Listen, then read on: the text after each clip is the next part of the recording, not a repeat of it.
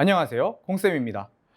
저번 시간까지 이제 당좌자산 그리고 재고자산에 대해서 공부를 해봤는데 오늘은 이제 문제풀이를 할 건데 지금 문제를 보시면 재고자산 파트로 되어 있어요. 당좌자산에 대한 문제를 보니까 계정 과목에 대한 문제가 조금 있더라고요. 그런데 여러분들이 지금 계정 과목에 대해서 공부를 거의 안 했죠. 그래서 지금 푸는 것보다는 계정 과목을 조금 더 익히고 나중에 돌아와서 푸는 게 나을 것 같아서 오늘은 재고자산에 대해서만 풀이를 해드릴 거고요. 나중에 추후에 돌아와서 다시 풀어드리도록 하겠습니다. 재고자산 1번부터 보도록 하겠습니다. 재고자산 단위 원가 가격 결정 방법에 대해서 해당하지 않는 것 이렇게 나왔습니다. 개별법 항상 뭐랑 묶어서 외워주면 좋다고 했었죠? 선입, 선출법 묶어서 개선 이렇게 묶어서 외워주시면 좋다고 했고 이동평균법도 한 가지 세트가 되겠네요. 이 생산량 비례법은 잘 나오지 않는 내용입니다. 이거는 이제 감가상각법이라고 다음 시간에 배울 유형자산 파트에 있는 내용입니다. 그래서 1번의 정답은 4번이 되겠습니다. 2번 문제 보도록 하겠습니다. 재고자산 평가 방법. 어려운 문제 나왔습니다. 요거는 그 T자 있죠. 상품 T자를 조금 이해를 하셔야지 풀기가 조금 수월한 문제인데요. 기말 재고 자산의 금액이 변동이 있을 때 매출원가와 매출 총이익에 미치는 영향으로 올바른 것은? 이건 상품 T자에 대해서 말하는 겁니다.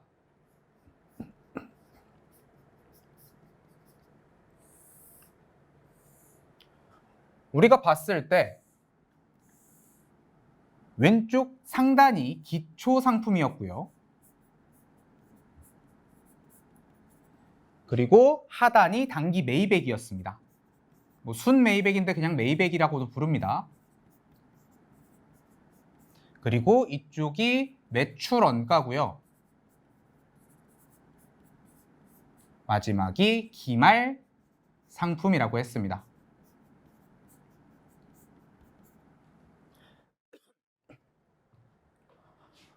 여기서 지금 문제 보면은 기말 재고자산 금액이 감소하거나 증가하면 이렇게 나와 있습니다. 요거는 이제 차변과 대변의 합이 같다. 이 기준을 놓고 계산을 하시면 굉장히 수월합니다. 자, 차변이 기초상품이 100, 단기 매입액이 900 이렇게 가정을 한번 해볼게요.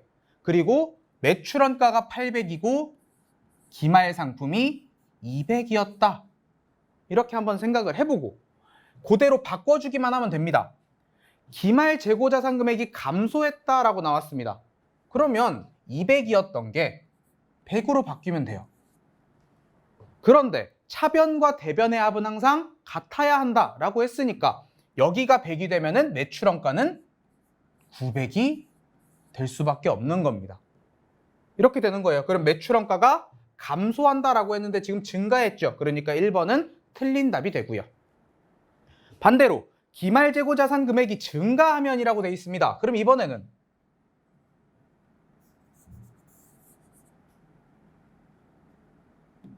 늘려보면 되겠죠. 기말 재고자산 금액이 증가를 하면 300으로 바꿔보겠습니다.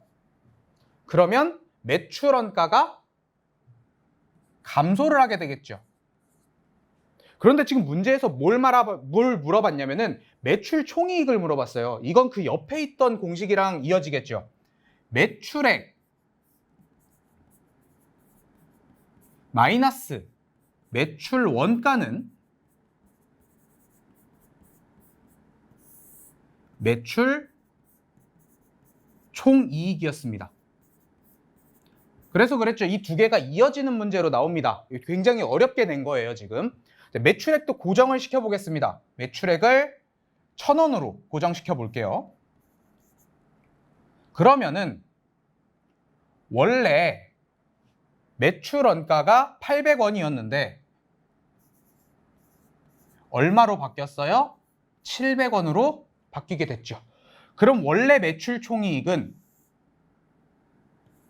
200원이었어야 하는데 300원으로 늘어나는 붕괴가 됩니다. 그렇기 때문에 기말 재고자산이 증가하면 매출 총이익은 감소한다가 아니고 증가한다가 정답이 되는 겁니다. 이걸 숫자로 대입할 수 있어야 돼요. 이건 굉장히 어려운 문제예요. 한 번 더.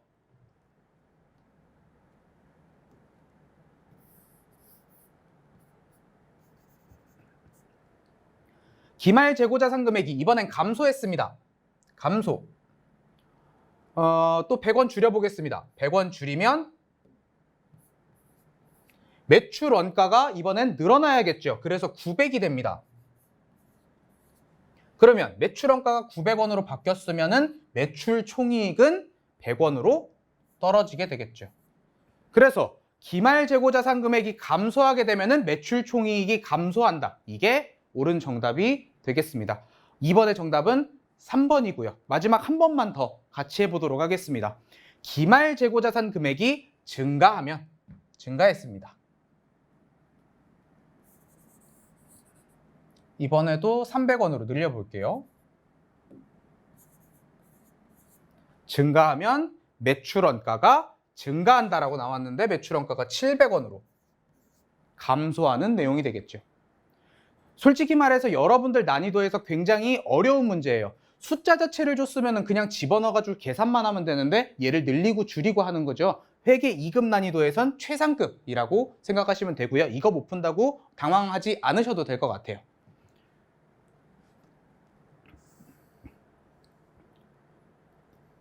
그 다음 3번 문제 보도록 하겠습니다. 물가가 지속적으로 하락하는 경우. 와, 어려운 문제가 두 문제가 연속 나왔어요. 물가가 지속적으로 하락한다. 이거는 지금 우리가 흘러가는 가격대랑 다른 거예요. 우리는 인플레이션이라고 해가지고 물가는 항상 지속적으로 상승하는 이런 그림을 가지고 있습니다. 그런데 반대로 물가가 지속적으로 하락한다. 이렇게 나와 있죠. 그러니까 지금 선입선출법이랑 후입선출법이 반대로 뒤집힌다. 이렇게 생각을 해주시면 돼요. 이 문제는 좀 어려울 거예요. 그냥 보기만 하세요. 이거는. 자, 물건 가격 100원, 200원, 300원, 400원. 원래 지속적으로 상승하면 이렇게 가야 되죠. 그런데 이게 반대로 간 거예요. 원래 물가가 내가 맨 처음 샀을 땐 400원이었는데 다음에 보니까 물건이 300원이 되어 있고 200원이 되어 있고 100원이 되는, 물가가 지속적으로 하락하는 이러한 그림이 된 겁니다. 그럼 이거는 해봐야 돼요. 물건이 3개가 팔렸다라고 가정을 해볼게요. 선입선출법부터. 뭐 왼쪽은 솔직히 상관없는데 그냥 이렇게 가정을 한번 해볼게요. 얘가 기초 재고액이라고 하고 얘네가 단기 매입액이라고 가정을 해보겠습니다. 이 중에서 3개가 팔렸다. 그러면은 매출 원가가 팔린 거기 때문에 하나, 둘, 셋. 선입선출법이 얘가 되겠죠. 선입선출법 먼저 들어온 물건이 먼저 나간다. 그럼 매출 원가가 900원이 됩니다. 그럼 남은 기말 재고액은 얘가 되겠죠. 이게 선입선출법입니다. 반대로 후입선출법을 하면 어떻게 될까요? 후입선출법은 나중에 들어온 물건이 먼저 팔린다라고 가정을 하기 때문에 이렇게 3개가 팔렸다라고 가정을 합니다. 그럼 매출 원가가 얼마가 돼요? 600원이 되겠죠. 그럼 기말 재고액은 얘가 남았으니까 400원이 됩니다. 솔직히 나머지는 관련 없어요. 나머지는 크고 작은 거에는 영향을 미치지 않고요. 얘네 둘 정도만 비교할 수 있으시면 될 것 같아요. 그래서 매출 원가가 작게 나타나는 방법은 후입선출법이 되겠죠. 그래서 요 문제의 정답은 4번인데요. 이 문제는 그냥 일단 보고 넘어가세요. 이거는 여러분들 T자에 익숙해지지 않으면 못 풀어요. 이 2개가 지금 난이도가 굉장히 높은 문제로 나왔고 솔직히 회계 1급에 나와도 못 풀 정도의 난이도니까 여러분들은 기본적인 T자 익히는 것만 연습하시면 될 것 같습니다. 4번 문제입니다. 우리 4번 문제 풀기 전에 요 문제를 살짝만 바꿔볼게요. 원래 우리가 대부분 구해야 하는 거는 순 매입액이 됩니다. 순. 그래서 일단 순을 먼저 계산을 해보고 응용을 해보도록 하겠습니다. T자가 마침 있으니 이 T자를 재활용하도록 하죠. 자, 상품 T자입니다.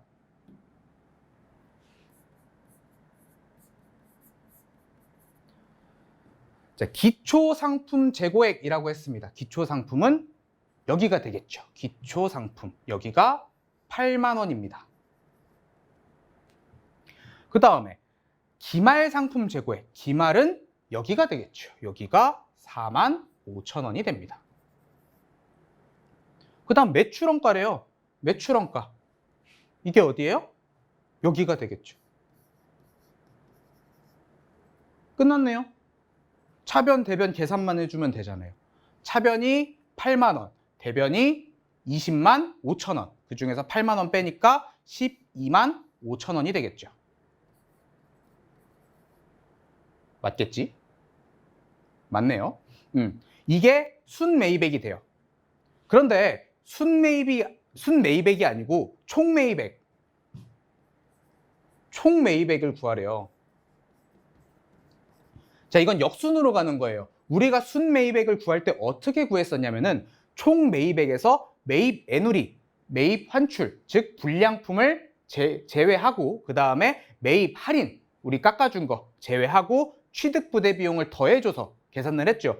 그러니까 우리가 순매입액을 구한 상태에서 매입 애누리가 나오면 이건 역으로 더해주라는 소리예요.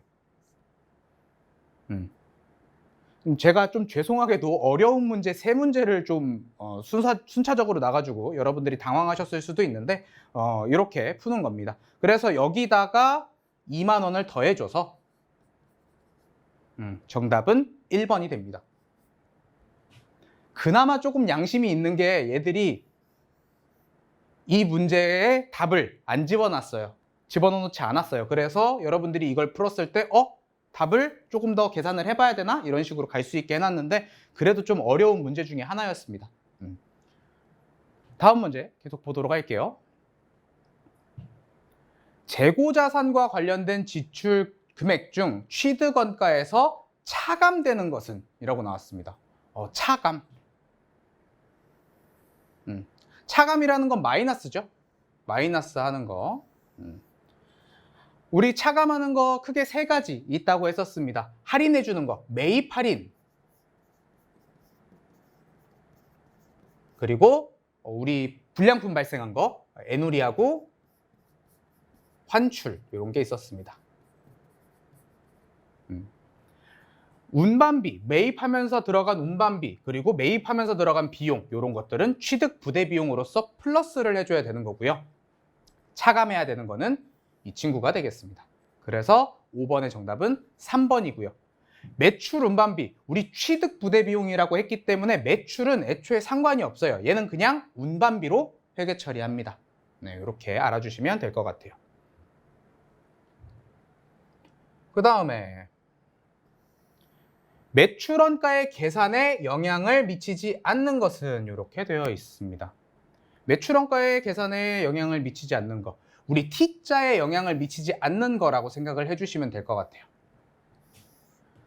상품 매입 운반비, 매입 운반비는 단기 매입액에 영향을 미치죠. 여기가 줄어들거나 늘어나게 되면은 이쪽에도 영향이 있을 수밖에 없죠. 차변이 변했으니까 대변도 변하게 됩니다. 그런데 매출 환입 및 애누리는 이 친구는 어디서 나와요? 이 옆에 있는 매출액 중에 순매출액을 구하기 위해서 나오는 거죠. 그렇기 때문에 얘가 바뀐다고 여기 있는 매출 원가가 변동되지는 않습니다. 그래서 얘는 관련이 없어요. 이 친구들 여기 들어가고 매입액 들어가니까 다 영향을 미칩니다. 매출 환입 및 애누리가 정답이 되겠습니다. 6번의 정답은 2번이 되겠습니다.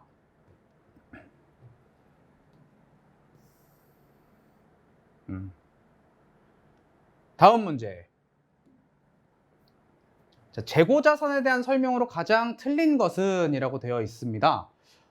정상적인 영업 과정에서 판매를 위하여 보유하거나 생산 과정에 있는 자산을 말한다. 네, 이런 거 재고 자산이라고 합니다. 제일 중요한 거, 판매 목적으로 보유한다. 가장 중요한 키포인트고요.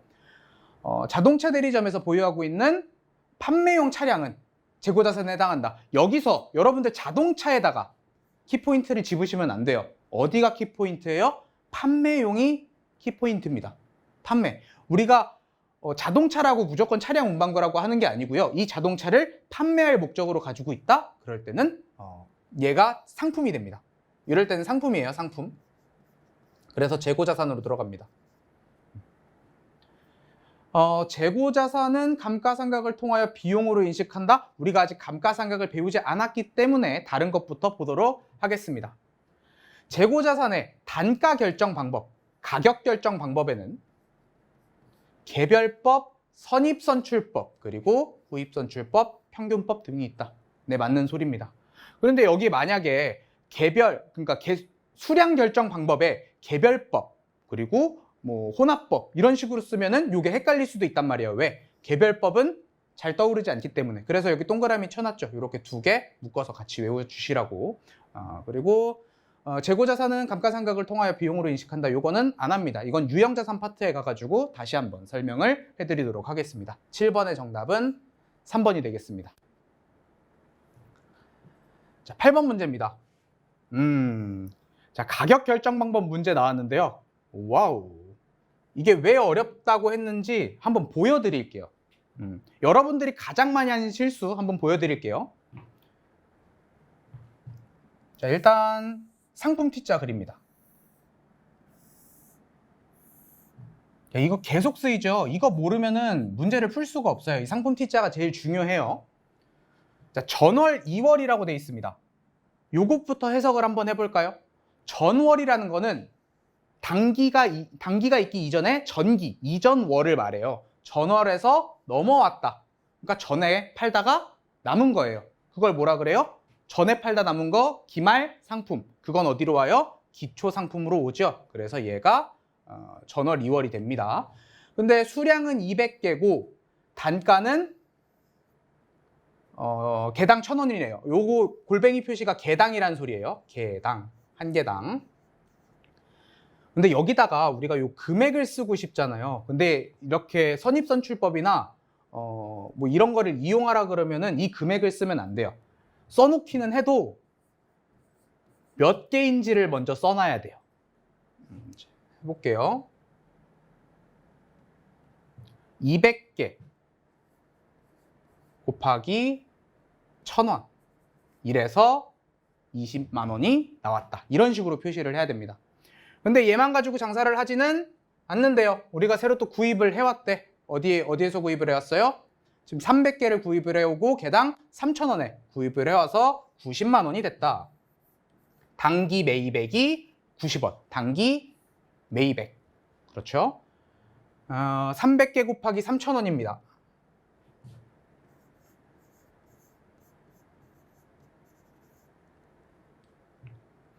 그 다음에 매출 원가를 구하라 라고 했습니다. 자, 매출한 거 여기 있네요. 그래서 300개 곱하기 4,000원. 자, 그래서 120으로 돼 있어요. 그래서 300개 곱하기 4,000원. 그래서 120만 원이 나왔다.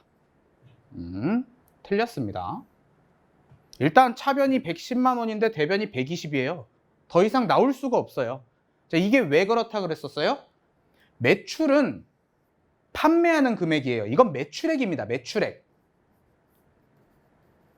우리가 판매하는 금액하고 구입하는 금액은 다르다고 했죠. 구입한 금액은 이렇게 구입을 한 거고 이거는 판매한 대가예요. 그러니까 얘는 매출액입니다. 여기 매출액에서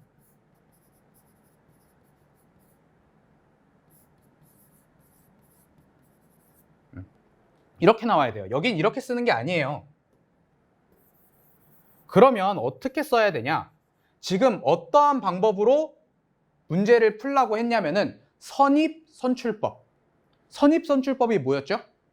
먼저 들어온 물건이 먼저 나간다. 그럼 먼저 들어온 물건, 얘가 먼저 있었을 거 아니에요. 전년도부터 있었으니까. 얘가 먼저 팔린 거예요. 우리가 300개를 팔았다 그랬는데 300개 중에 200개가 먼저 팔렸어요. 그러면 200개 곱하기 1,000원. 그런데 그럼 100개가 부족하잖아요. 그 100개는 어디서 나갔어요? 3월 15일 구매한 거에서 100개가 나갔겠죠.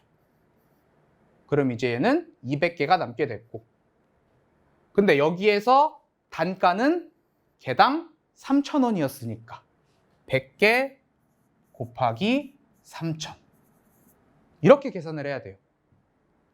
그러니까 어렵죠. 여러분들이 이렇게 표에 나와 있으면 눈이 돌아와서 요걸 볼 수밖에 없으니까요. 그러니까 이렇게 계산을 하는 거 주의하시면 되고, 그러면 20만 원에다가 30만 원 더해서 매출 원가는 50만 원이 되겠죠. 그리고 110만 원에서 50만 원 뺐으니까 기말주고액은 60만 원이 되고요. 이런 식으로 구하는 겁니다. 그래서 매출 원가를 구하시오라고 했으니까 8번의 정답은 3번이 됩니다. 여기서 이제 문제를 한 번 더 꾸면 어떻게 되냐면요. 매출 원가를 구하시오라고 하지 않고요. 매출 총이익을 구하라고 해요. 그렇게 되면은 이 T자까지만 활용할 수 있는 사람들은 문제를 못 풀어요. 왜? 이 매출액을 어떻게 구하는지 모르기 때문에. 근데 여기 우리 보면은 지금 매출을 300개를 개당 4,000원에 팔았다라고 나와 있죠. 얘가 매출액이잖아요. 여기서 우리가 구한 매출 원가인 50만 원을 차감을 해주면, 아이고, 이거 단위 잘 맞춰 쓰셔야 돼요. 이렇게 쓰시면 안 돼요. 50만 원을 차감하면 매출 총이익은 얼마가 나와요? 70만 원이 나온다. 이렇게까지 구하실 수 있어야 돼요. 그래서 난이도가 높은 문제예요, 이게. 그래서 기본적인 계정 과목 외우는 게 더 중요하고, 이거는 여러분들이 어느 정도 기틀이 잡혔다 싶을 때 문제를 푼다라고 생각을 해주시면 될 것 같아요. 그 다음 9번 문제 보도록 하겠습니다. 다음 회계 처리 시에 차변에 표시될 계정 과목과 금액으로 옳은 것은? 이라고 물어봤습니다. 상품을 100만 원어치를 매입하고 매입 관련 매입 시 운반비를 포함했다라고 했습니다. 자, 물건값에 포함시켜야 된다라고 했었죠. 매입 시 운반비는요. 그럼 상품은 100만 원이 아니고 얼마가 됩니까? 105만 원이 돼야겠죠. 이렇게 더하는 거예요. 운반비 어떻게 더하는지가 여러분들이 굉장히 궁금하셨을 것 같은데, 이런 식으로 더하는 거예요. 여러분들이 10,000원짜리 인터넷 쇼핑을 했다라고 하는데 배송비가 3,000원 들었어요. 그럼 그 물건의 가격은 얼마가 돼요? 13,000원이 되는 것처럼 얘도 100만 원짜리를 매입하면서 운반비 5만 원이 들었으니까 이 물건의 가격은 105만 원이 된다. 이렇게 생각해 주시면 되겠습니다. 9번의 정답은 2번이 되겠습니다. 요게 이제 기본적인 문제예요. 여러분들한테는 이 정도 난이도로 나올 것 같습니다. 상품 T자 한번 그려보겠습니다. 조금만 내릴게요. 여기다가 그리는 게 편할 것 같아서.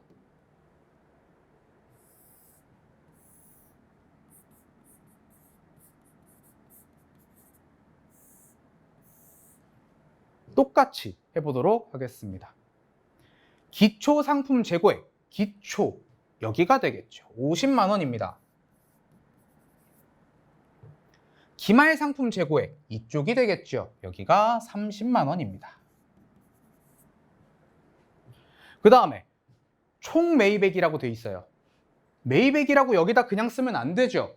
우리는 순 매입액을 써야 돼요. 그러면 총 매입액에서 매출 한입, 얘는 아니에요. 얘는 매출로 돼 있으니까 얘는 매출액에서 빼는 겁니다. 얘는 함정카드입니다.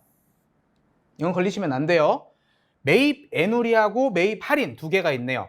4만 원 하고 3만 원 이렇게 두 개가 있으니까 400만 원에서 7만 원을 빼서 393만 원이 되겠네요.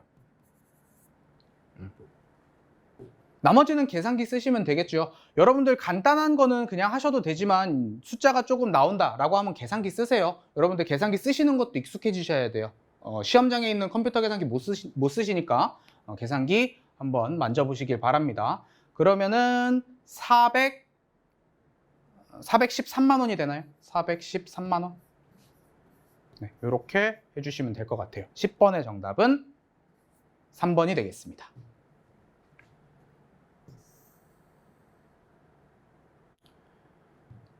11번 문제. 다음 거래를 회계 처리할 때 가에 해당하는 단어로 적절한 것은 이렇게 물어봤습니다. 요거는 뭐 계약금에 대한 문제인 것 같아요. 이거는 우리 계정 과목 할 때 한 번 더 설명을 해드릴 건데 요거는 그냥 설명만 해드릴게요. 판매라고 하잖아요. 판매. 매출이라고 합니다. 우리 매출시라는 말이 나왔을 때 계약금이 나오면요. 선수금이라고 합니다. 이거 그냥 보기만 하세요. 우리 그 계약금 분기할 때 더 자세히 설명해 드릴 거예요. 그리고 반대로 매입 시에도 계약금이 있을 수 있죠.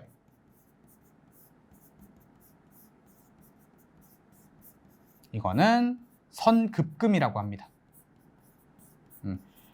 2급 하시는 분들, 또 1급 하시는 분들도 마찬가지예요. 익숙하지 않으면 이 계약금은 계속 헷갈려 하시더라고요. 그래서 키포인트로 외우세요. 매출 시 계약금 선수금, 매입 시 계약금 선급금. 네, 이런 식으로 외워주시면 되겠습니다. 그래서 매출 시 계약금이 나왔죠? 그래서 선수금이라고 회계 처리하시면 됩니다. 11번의 정답은 2번이 되겠습니다. 그 다음 기말 상품 재고액을 계산하시오 라고 나왔습니다.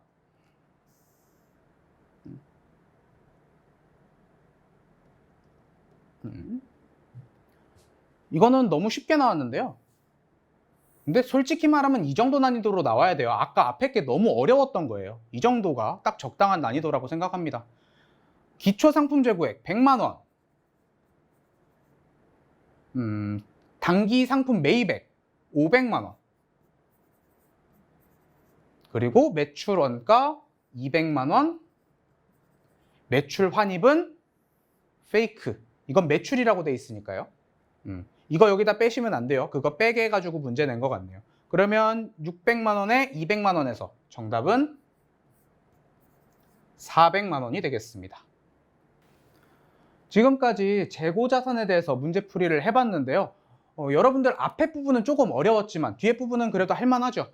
앞에 부분이 난이도가 굉장히 높았던 거고요. 여러분들은 T자 활용 그리고 매출액, 매출원가, 매출총위까지 연습하는 것만 조금 하시면은 조금 수월하게 공부하실 수 있을 것 같아요. 여기 파트가 솔직히 말하면은 회계 2급 이론에서는 가장 어려운 파트 중 하나예요. 그래서 여러분들이 여기서 포기하실 수도 있는데 그러지 마시고 조금 더 한 번 더 익혀보시고 의미 파악이라도 해보셨으면 좋을 것 같습니다.